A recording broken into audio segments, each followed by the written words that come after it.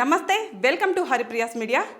ఒక కొద్ది క్షణాల కిందటే వైఎస్ఆర్సీపీ పార్టీ అనేది అభ్యర్థుల్ని ప్రకటించింది.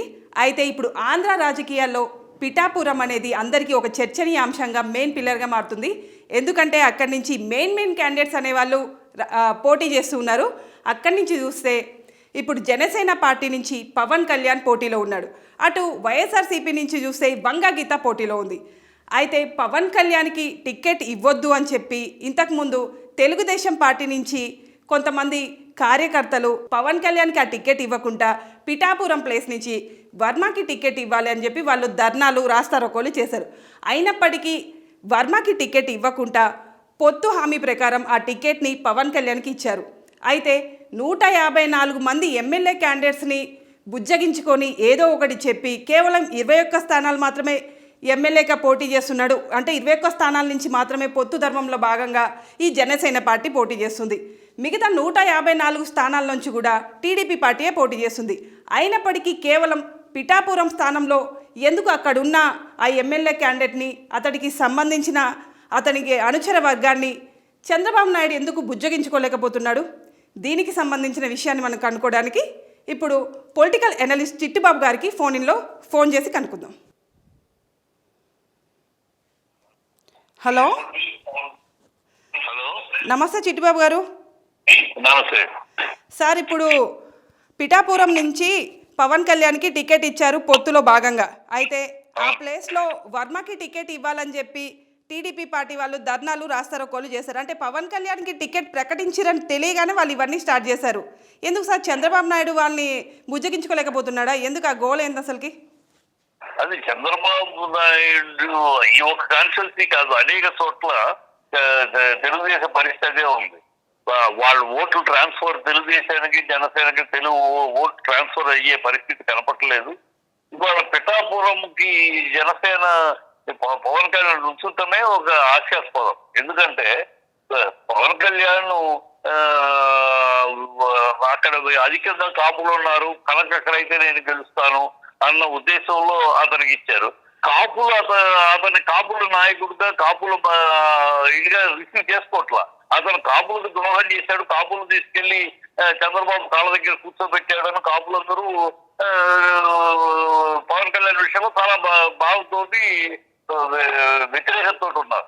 నేను తీసుకెళ్లి కాపులు తీసుకెళ్లి చంద్రబాబు కాళ్ళ దగ్గర కూర్చోబెట్టాడు అని చెప్పి కోపంగాను ఆగ్రహంలో ఉన్నారు, అతని మీద వ్యతిరేకతతో ఉన్నారు. కనుక అతను కనీసం ఏదో భీమవరంలోనో దాదువాకలోనో పోయినసారి ఓడిపోయాడు పాపం అనే సింపతి అన్నా ఉండేదేమో. అక్కడ పిఠాపురం ఎన్నుకుంటాం డిజాస్టర్. అందువల్లే అక్కడ అంగీకారం కుదరట్ల. అతను తీసుకొచ్చి మా నెత్తిని పెడతారా అనే పాయింట్ లో ఉన్నారు తెలుగుదేశం వాళ్ళు. మేము గెలుచుకునే సీట్ అన్న వాళ్ళ కాన్ఫిడెన్స్ వాళ్ళు గెలుస్తారు. ఎవరైనా ఓడిపోయేదే, కానీ తెలుగుదేశం వాళ్ళు రుచించట్లేదు. సార్, ఇప్పుడు మీరు అన్నట్టు వర్మ అనే క్యాండిడేట్ ఇండిపెండెంట్ గా పోటీ చేస్తే ఏం చేస్తారు సార్? అంటే పొత్తులోంచి బయటకు వచ్చి ఇండిపెండెంట్ గా పోటీ చేస్తే గెలిచే అవకాశం ఉందంటారా? ఎవరైనా ఇంకా మిగతా వైఎస్ఆర్సీపీ క్యాండిడేట్స్ అందరూ డిసైడ్ అయితే కానీ అన్ని పార్టీల నుంచి అయినా కానీ మనం కరెక్ట్ చెప్పలేం. కానీ పవన్ కళ్యాణ్ విషయం, పవన్ కళ్యాణ్ ఇది రిజెక్టెడ్ బై కాపుస్ ఇట్సెల్ఫ్. అతను పిఠాపురంలో కాపులు అని చెప్పి అనుకోవడంలో కాపులు అతను ఎత్తిని పెట్టుకోవట్లేదు. చాలా బాధాకరంగా అతన్ని కాపులను అవమానిస్తున్నాడు, కాపు కులానికి అన్యాయం చేస్తున్నాడు, కాపు కులాన్ని తీసుకెళ్లి చంద్రబాబు కాళ్ళ దగ్గర కూర్చోబెట్టాడు అనే ఒక ఆగ్రహంతో ఉన్నారు. కనుక అతను కాపులే ఓడిస్తారు పవన్ కళ్యాణ్. చాలా తప్పు నిర్ణయం అది. మా భీమవరంలోనే భీమవరంలో అక్కడి నుంచుంటే అయ్యో పాపం పోయినసారి ఓడించాం, ఈసారి అయినా గెలిపిద్దామని. అంటే సార్, మీరు అన్న ప్రకారం ఈసారి భీమవరంలో కనుక నించొని ఉంటే గెలిచే అవకాశం ఉందంటారా?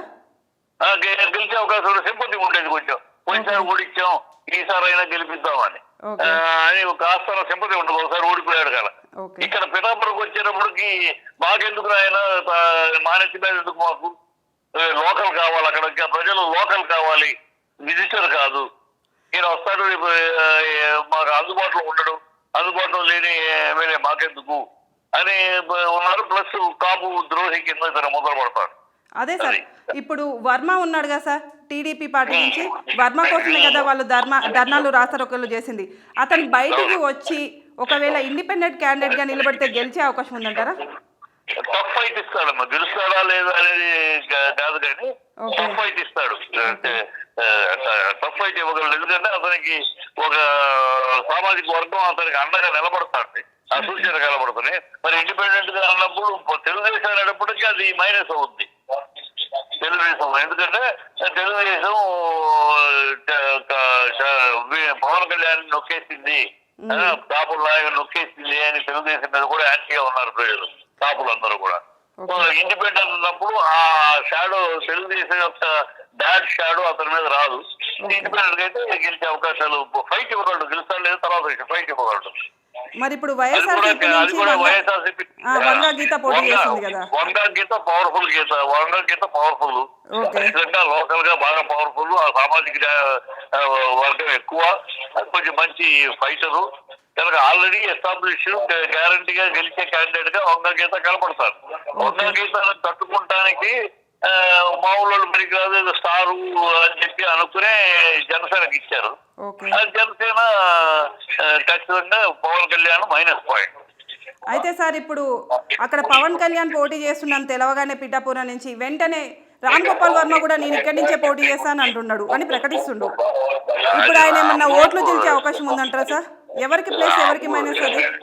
రామ్ గోపాల్ వర్మ ఏం ఓట్లు ఉంటాయి కానీ రామ్ గోపాల్ ఓట్లు వేసేవాడు కానీ రామ్ గోపాల్ వర్మ నోటా ఓట్లతో పోటీ పడాలి. రామ్ గోపాల్ వర్మకి సినిమాలు వేరు, ఆయన భూ సినిమాలు ఇంకోది ఏదో సంథింగ్ హడావిడి చేయొచ్చు కానీ అంటే వర్మ సామాజిక వర్గం ఉంటది కదా సార్, సంథింగ్ డిఫరెంట్ ఉంటుంది కదా. ఏమన్నా అంత అమాయకంగా లేరమ్మా. ఇప్పుడు కాపు సామాజిక వర్గం మన కాపు పవన్ కళ్యాణ్ కేసీఆర్ గా వేయరమ్మా, అంత అమాయకంగా లేదు, అంత అమాయకంగా లేరు. వాళ్ళు చూస్తారు కదా, నేపథ్యం చూస్తారు కదా. దీనికి ఇతను ఎమ్మెల్యే చేసుకున్న మనం ఇతను పీకే మనకు అందరికి బూత్ సినిమాలు చూపిస్తాడా అని అనుకుంటారు తప్పితే సామాజికంగా అతను ఏంటి, ప్రజలకు ఏం చేయగలరు ఆలోచిస్తారు కదా. ఓటర్లు అంత అమాయకంగా నా వాడు అని ఏం లేరు. అలా అయితే అసలు ఎప్పుడో కాపు ముఖ్యమంత్రి అవ్వాలి. అదే సార్, పవన్ కళ్యాణ్ పేరు ప్రకటించగానే నేను కూడా ఇక్కడి నుంచే పోటీ చేస్తా అని అన్నాడు. ఏంది సార్ వర్మకి అంత కచ్చా? పవన్ కళ్యాణ్ అంటే ఇద్దరికి ఏమన్నా గోడలు ఏమన్నా ఉన్నాయా? ఎందుకు అంత కచ్చా? ఏమో అంటే రాజకీయంగానే పవన్ కళ్యాణ్ నిరంతరం జగన్ ని తిట్టిపోయటమే, జగన్ ని దింపాలి, అదే నా లక్ష్యం, ఇంకేమీ కాదు. నా కాపు కులం మర్యాద పోయినా పర్వాలేదు, నా మర్యాద పోయినా పర్వాలేదు, ఏమైనా పర్లేదు, సీఎం అనే ప్రశ్నించడానికి వచ్చాను, అయినా నన్ను ఎవరు ప్రశ్నిస్తే వాళ్ళ ద్రోహులు, ఇట్లా అన్ని పాలసీలు అన్ని విధానాలు పోయినా పర్వాలేదు, జగన్ మాత్రం కిందతో జగన్ దిగాలి, అదొకటే ఆయన కోరిక.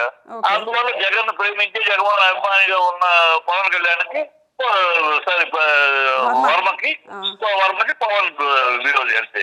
ఆ విరోధి అక్కడ మిత్రత్వం, ఇక్కడ విరోధి అంతే. అందుకన్నా మీకేముంది, పవన్ కళ్యాణ్ ఏమి వర్మకి డేట్లు ఇవ్వడు, వర్మ ఏమి పవన్ కళ్యాణ్ తోటి సినిమా తీసే స్థాయి లేదు.